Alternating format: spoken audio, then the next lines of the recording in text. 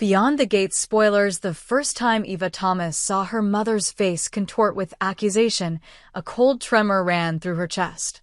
It was late afternoon, sunlight filtering through the hospital blinds, casting long shafts of light across the linoleum floor. Dr.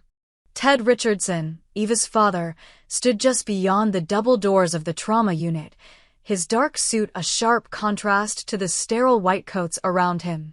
He looked pale, exhausted, the weight of years in his eyes. But it was Leslie Thomas, Eva's motherer, the woman Eva had always known as her mother, who drew all attention. Leslie's voice, taut with outrage, echoed through the corridor. "How could you be so careless? You drove her off that cliff, Eva." Eva's heart pounded.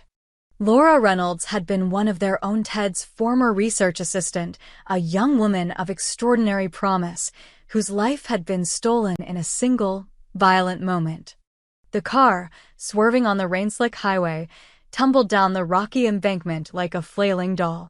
Eva's hands had trembled as she dialed 911. Leslie had watched her every move, and when the paramedics confirmed Laura's death, Leslie's grief warped into something colder. "You're responsible," she had spat. Yet Eva knew the truth. She had been miles away that night, volunteering in the makeshift clinic gravel pit of a refugee camp.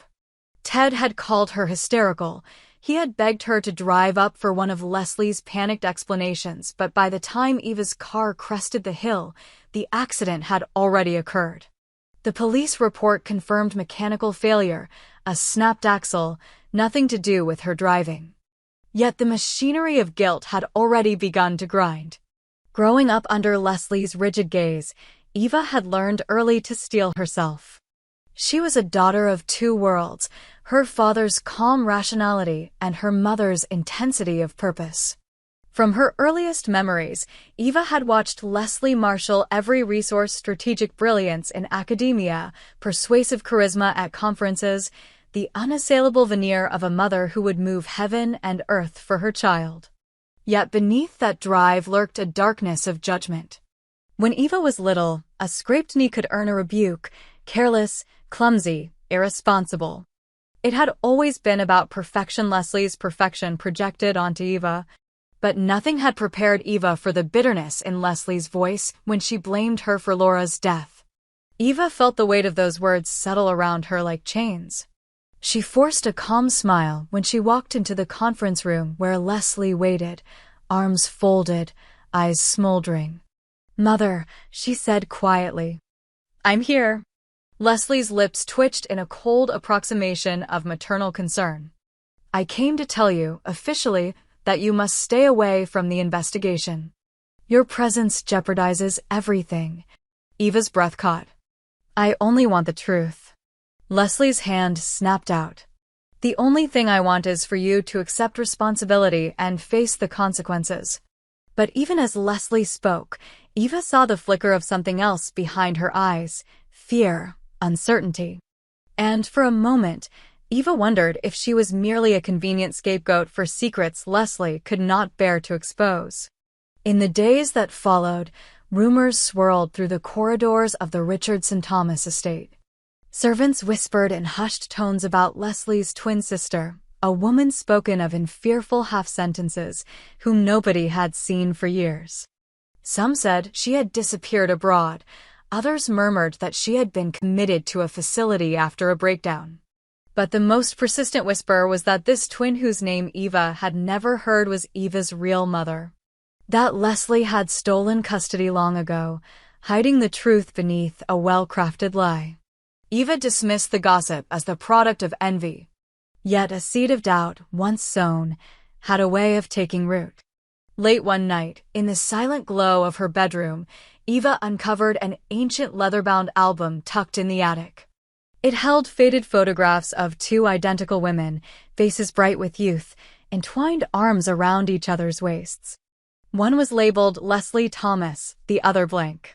But beneath them, a scrawl in her grandmother's shaky hand read, "Our dearest, gone too soon." Eva's pulse thundered as she flipped through handwritten letters tucked between pages. One, dated 2 decades ago, bore Leslie's elegant script, She's gone.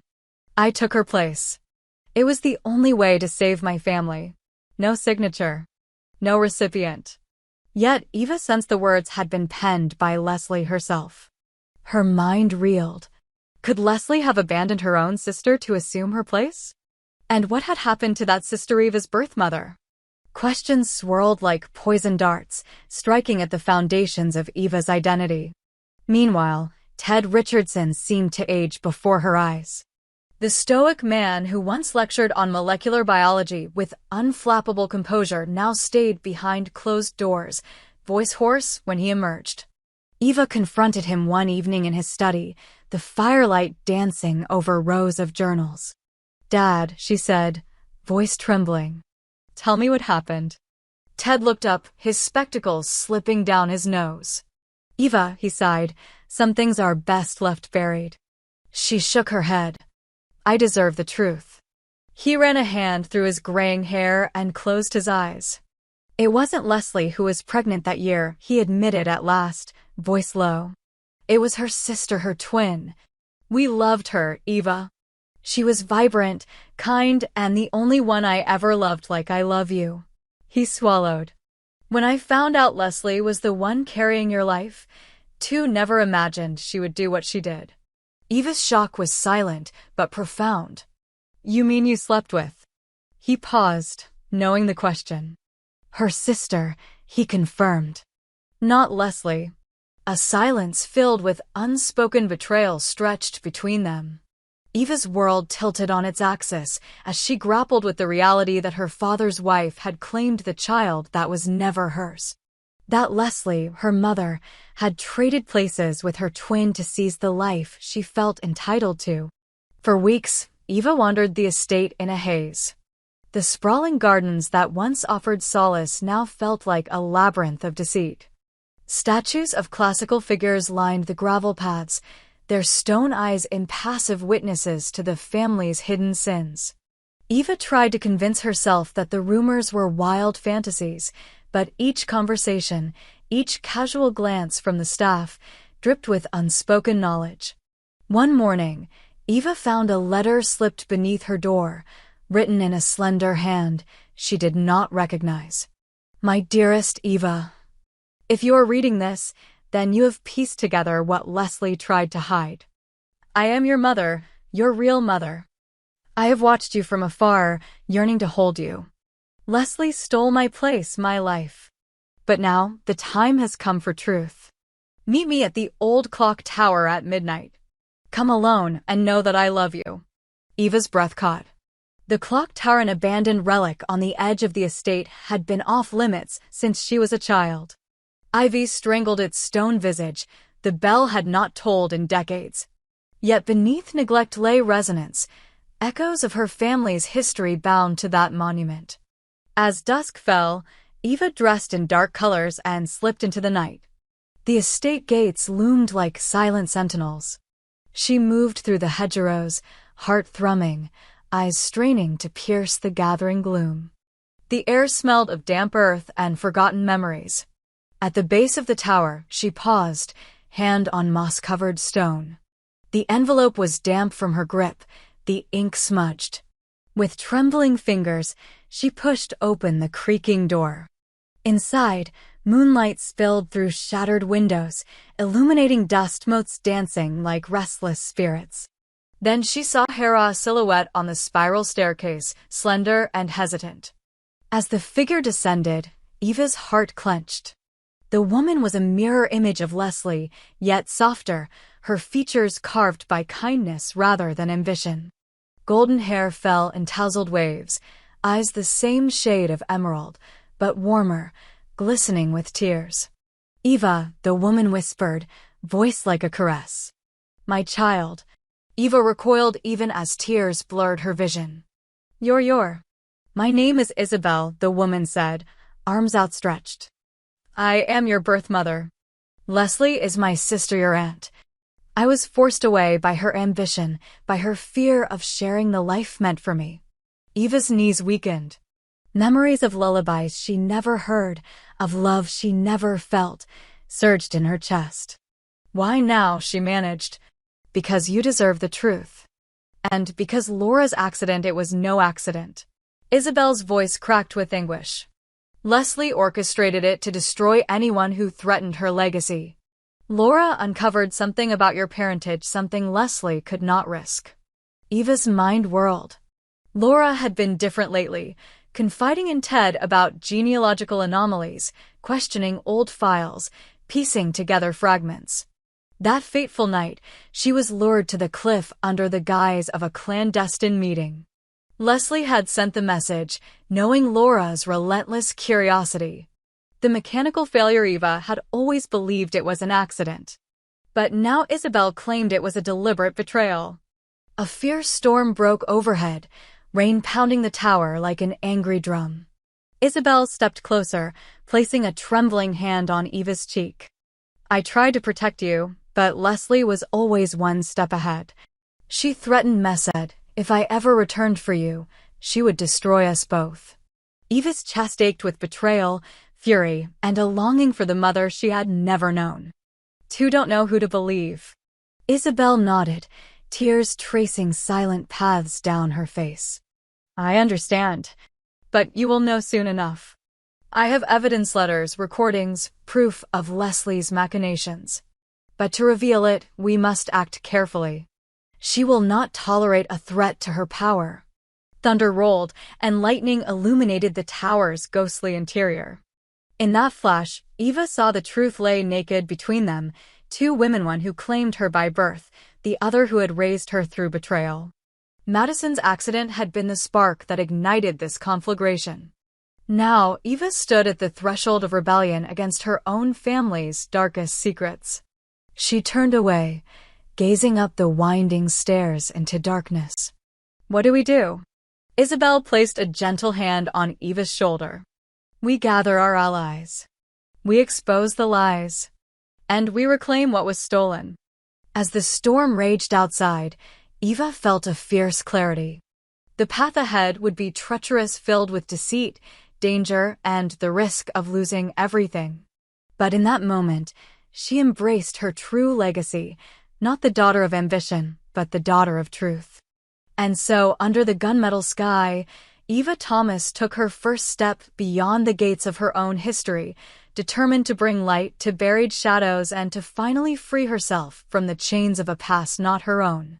A bitter wind swept across the property as Eva and Isabel made their way back from the clock tower, their coats wrapped tight against the storm's howl. Each step crackled with purpose. They were no longer merely victims of Leslie's machinations, but conspirators in a quest to unmask her. Eva's mind raced with questions. How many pieces of truth lay hidden in Leslie's files?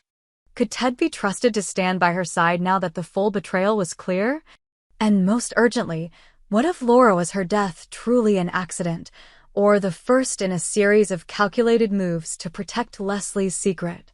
That night, in the dim sanctuary of Eva's childhood bedroom, now repurposed as a planning room, Isabel laid out her evidence.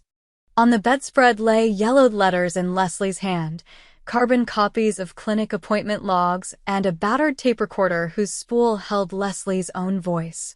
Each document was a dagger aimed at Leslie's reputation. Isabel pressed play. Leslie's voice crackled through the small speaker. She's too curious. If Laura continues digging, she'll uncover the truth about your disappearance and about the child that never was mine. Do what needs to be done. Eva's stomach lurched. It wasn't confession so much as cold instruction. Laura's final phone call ever released by police had been a frantic demand that Ted meet her at the cliff.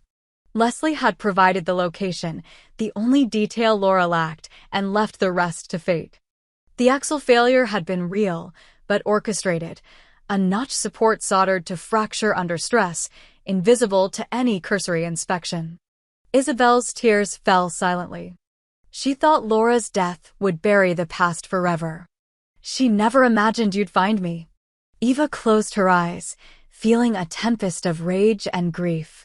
We need more dates, signatures, corroboration from staff who saw Leslie late at the clinic after hours. Over the next fortnight, Eva and Isabel worked in tandem. Eva infiltrated Leslie's home office under the guise of gathering personal records for a genealogy project, downloading encrypted files from a hidden partition. Isabel contacted her few remaining allies in the medical community, colleagues who owed their careers to Ted's patronage and remembered Leslie's odd disappearances during the twins' confinement. Each whispered testimony became another brick in their case. Ted watched from a distance, torn between loyalty to the family he built with Leslie and guilt for his own complicity. He had known fragments of the truth that Isabel had been taken away by Leslie's insistence and that Leslie had claimed Isabel's medical research as her own, but he never fathomed the depths of Leslie's deception. When Eva presented him with the tape and letters, his hands trembled. "You have to face her," he whispered. The confrontation was inevitable. Late one evening, Ted entered the grand library where Leslie sat reading by lamplight, her posture serene. Bookshelves lined the walls like silent jurors. The air between them was thick with unspoken tension. "Ted," Leslie began without looking up, her tone measured. "What brings you here at this hour?" He held the recorder and letters before her, voice unsteady. "I know everything. Isabel is our daughter's mother. This tape, your words prove you engineered Laura's accident." "Why?" Leslie's eyes narrowed. For a moment, the mask slipped, revealing the steel beneath. "You should have let this die." Isabel was unstable, dangerous. She threatened our family's legacy. "I did what a mother must do." Ted exhaled in disgust. "You destroyed lives. You killed Laura and you stole your own sister's future." Leslie stood, the lamplight glinting on her fingers as she brushed hair from her face. "I saved us. Our name, our work, it all depended on control. Isabel would have undone us." "You nearly destroyed yourself," Ted countered. "I won't let you hide behind motherhood as an excuse for murder." Leslie's laugh was brittle. "You think you can stop me? I built this empire. Without me, you're nothing." As thunder rattled the windows, Leslie's veiled threat hung in the air. Ted turned and left, knowing the breach was irreparable. Leslie's world would tremble before the storm of truth that Eva and Isabel were assembling. Eva's next move was public exposure. They arranged for a trusted journalist, someone who had cheered Leslie's achievements, to receive an anonymous package, copies of the tape, the letters, and eyewitness affidavits. The journalist, stunned by the scandal unfolding, agreed to postpone publication until Eva and her legal team could secure protective orders and prepare for the legal battle to come. In secret, Eva drafted her own statement, ready to reveal her true parentage and the long-buried conspiracy. Meanwhile, Leslie mobilized her defenses. She called in favors from powerful board members of the Richardson Institute, stirring doubts about Eva's mental stability by highlighting her recent night excursions and alleged obsession with family secrets. Press releases hinted that Isabel was an imposter, a woman seeking attention. Leslie launched a counter-narrative that Laura's death was a tragic accident, and those spreading rumors were merely opportunists eager to scandalize. As headlines began to swirl, Eva found solace in Isabel's presence. They met in a hidden garden on the estate ground, an overgrown enclave where rose bushes tangled with wisteria, blossoms dripping with dew. Under a sky turning to dawn, they held each other, drawing strength from the bond neither time nor betrayal could sever. Yet the battle lines were drawn. The estate was now a battlefield. Staffers feared losing their positions, choosing sides. The board demanded emergency meetings. Reporters staked out entrances. Eva and Isabel worked from a safe house, while Ted faced the growing chorus of calls for his resignation from departmental chairs and funding bodies. One crisp morning, Eva received a message. Leslie had called a press conference in 3 hours, promising an irrefutable refutation of malicious lies. Eva's pulse thundered. She knew that if Leslie spoke first, public opinion could sway irrevocably. Isabel gripped her hand. "We'll go next," she said. "I'll be at the back, you speak from the front." In the grand hall of the Institute, Leslie stood at the dais, her posture regal. Cameras flashed as she delivered her statement, measured denials, feigned shock, and threats of legal action against slanderous sources. Her voice rang with conviction. A question from a reporter about the tape was met with disdain. At this juncture, there is no credible evidence of wrongdoing. Any assertions are baseless and defamatory. In the overflow room, press buzzed with murmurs. Eva stepped up to the secondary podium, flanked by her lawyer and Isabel, who remained silent at her side. The hush was palpable. "Good morning," Eva began, her voice clear despite the storm inside her. "My name is Eva Thomas. Today, I stand before you not as the perfect daughter Leslie Thomas hoped I would be, but as the living proof of a lie that spans decades. The woman who raised me is my aunt, who stole my mother's life, her identity, and ultimately claimed the life of another to protect her secret." Gasps rippled through the room. Eva held up the recorder. "This tape contains the words Leslie Thomas herself spoke when plotting Laura Reynolds' murder. It is accompanied by letters and testimony from multiple witnesses. My mother, Isabel, who has lived in exile, will speak next." Isabel moved forward, voice firm. "I lost my identity when my sister took everything that was mine. Leslie convinced my family that I was unfit, locked me away, and claimed my name. She feared my return and saw Laura's discovery as a threat. I begged her to stop. Instead, she sent Laura to her death." Reporters fired questions. The flashes were blinding. Leslie sat frozen, her empire crumbling. Eva and Isabel presented their evidence with composure, refusing to let emotion derail the revelation. By the time they finished, the Institute's board president stood and declared an independent investigation. In the wake of the press conference, Leslie retreated into legal fights and media counterattacks, but her credibility had shattered. Key allies distanced themselves. Funding was frozen indefinitely. Ted, cleared of complicity, resigned from his post to stand by his daughters and help rebuild the broken family. Eva, emboldened by victory, turned her gaze to the Institute's leadership. She insisted on justice for Laura, demanding a formal inquiry into the cover-up of the accident and the destruction of evidence. Isabel, reinstated as her rightful role in the family lineage, began reclaiming her medical research, preparing to publish the work Leslie had stolen. Together, mother and daughter forged a new path, one grounded in truth, transparency, and compassion. In the months that followed, the Thomas Richardson name transformed from scandal to redemption. Eva founded a foundation in Laura's memory, supporting families of victims of corporate cover-ups. Isabel's regained research on rare neurological disorders earned acclaim. Ted devoted his time to teaching, mentoring students on ethics and science.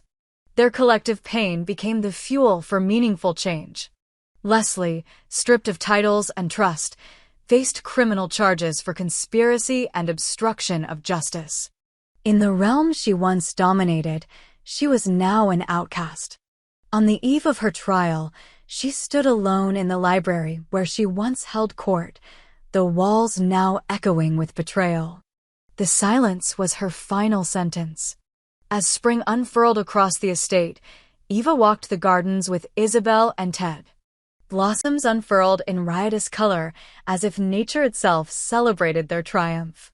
Eva paused by the rose bushes, recalling the petals Leslie had left at her door, a warning that had become the seed of revolution. Now, in their place grew new life, symbolizing resilience.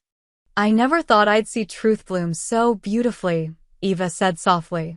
Isabel smiled, tucking a strand of hair behind Eva's ear. "You gave it water with your courage." Ted joined them, placing a hand on each shoulder. "We are who we choose to be.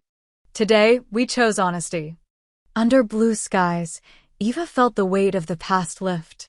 The gates that once bound her had fallen, and beyond them lay a future of her own, making one forged by the strength of a daughter, the perseverance of a mother, and the redemption of a father. Together, They stepped forward, ready to write the next chapter, grounded in truth, unafraid of the storms to come.